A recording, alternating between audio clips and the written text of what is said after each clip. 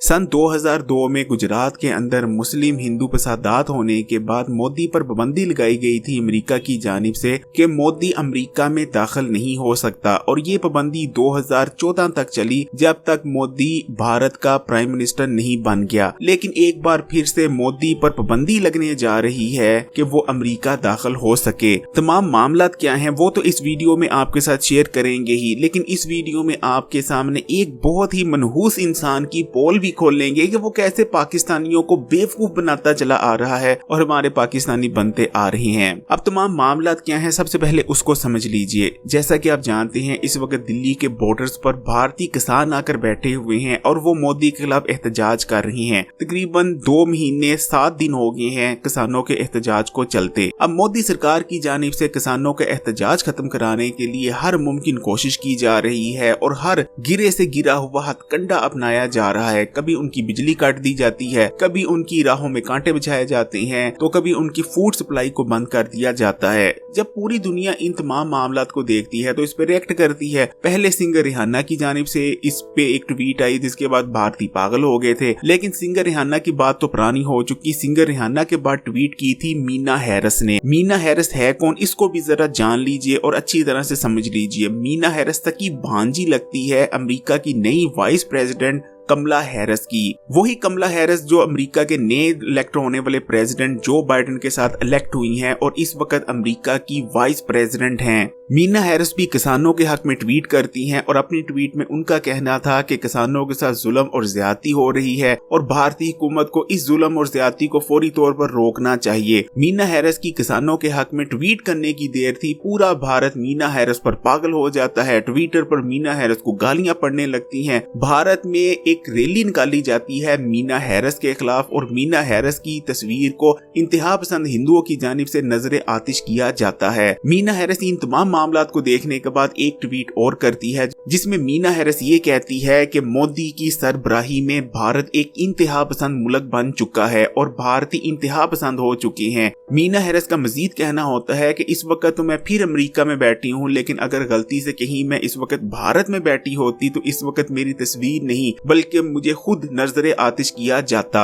यानी आप खुद अंदाजा लगा सकते हैं कि ये कोई छोटी मोटी शख्सियत बात नहीं कर रही, बल्कि कमला हैरिस जो कि इस वक्त अमेरिका की वाइस प्रेसिडेंट हैं, जो बाइडेन के साथ होती हैं, उनकी सकी भांजी ये सब कुछ मोदी और भारत के खिलाफ कह रही हैं। मीना हैरिस की इस ट्वीट के बाद साफ पता चलता है कि मीना हैरिस मोदी और भारत के इस वक्त मुकम्मल तौर पर खिलाफ हैं। मीना हैरिस की बात छोड़ें, कमला हैरिस की अगर बात करें तो आपको पहले भी एक वीडियो में बताया था कि कमला हैरिस 2020 के जून में एक स्टेटमेंट देती हैं मोदी, और मोदी ने जो आर्टिकल 370 को रिवोक किया है कश्मीर में उसके खिलाफ। जो बाइडेन भी बात कर चुके हैं कि कश्मीर में मोदी जुल्म कर रहा है। अब इंटरनेशनल मीडिया पर बातें की जा रही हैं कि मीना हैरिस ने मुलाकात की है अपनी खाला कमला हैरिस से और इन तमाम मामलात पर डिस्कशन हुई है दोनों के दरमियान, और कहा जा रहा है कि बहुत ज्यादा मुमकिन है कि अगर किसानों के साथ ऐसे ही मामला चलते रहते हैं और सिर्फ एक दंगा हो जाता है, कुछ किसान और मारे जाते हैं, तो जो बाइडेन की जानिब से शायद पाबंदी भी लगाई जा सकती है मोदी पर कि वो अमेरिका दाखिल नहीं हो सकता। यानी अमेरिका ने मोदी पर जिस किस्म की पाबंदी 2002 में आयद की थी कि वो अमेरिका दाखिल नहीं हो सकता, एक बार फिर से मोदी पर उसी किस्म की पाबंदी लगने जा रही है।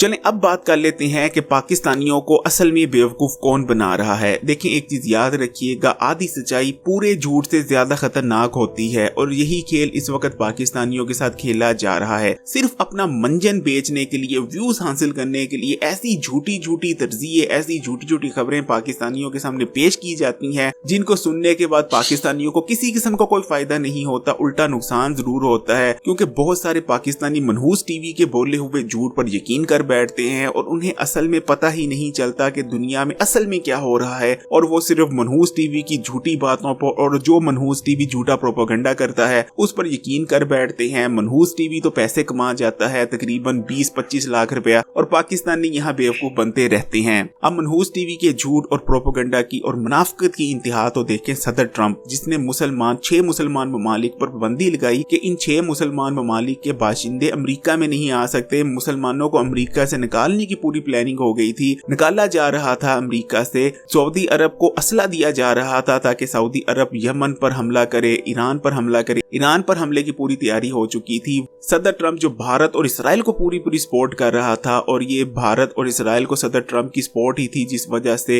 इसराइल ने अपना सफारतखाना यरूशलेम में शिफ्ट कर लिया और मोदी ने कश्मीर से आर्टिकल 370 को रिवोक कर लिया। अगर ट्रंप ना होता तो ना तो इसराइल और ना ही भारत मोदी ये काम कर पाते। लेकिन अब मनहूस टीवी का कहना है कि सदर ट्रंप तो बहुत अच्छा था, वो तो पाकिस्तान के लिए बहुत अच्छा था, जरा समझ लीजिए ये बात और वो बात। और बाइडेन के बारे में सीधी सीधी बकवास करी जा रहा है कि जी बाइडेन तो मुसलमानों के लिए बहुत बुरा है, ये तो मुसलमानों को दुश्मन है। अब देखिए कैसी तबाही उतरती है। अब बाइडेन का मुसलमानों के साथ क्या रवैया है जरा उसको भी देख लीजिए। बाइडेन आता है और इलेक्शन से पहले मुसलमान एक फैमिली को यकीन दिलाता है कि अमेरिका में जैसे दूसरे मज़ाहिब के साथ सलूक होता है, अमेरिका में वैसा ही सलूक इस्लाम के साथ किया जाएगा मेरे सदर बनने के बाद। और बाइडेन जब इलेक्ट होकर सदर बन जाता है और हलफ उठा लेता है तो अपनी टीम में 2 कश्मीरी लड़कियों को भर्ती करता है, जिसके बाद पूरे भारत में बहुत ज्यादा तशवीश की लहर दौड़ जाती है कि बाइडेन ने कैसे 2 कश्मीरी लड़कियों को अपनी टीम में रख लिया है। बाइडेन की आप पूरी हिस्ट्री उठाकर देख सकते हैं, बाइडेन ने जिंदगी में एक भी मुसलमानों के खिलाफ स्टेटमेंट नहीं दी, जबकि ट्रंप की अगर आप हिस्ट्री उठाकर देखते हैं तो ट्रंप की हिस्ट्री मुसलमान मुखालिफ बयान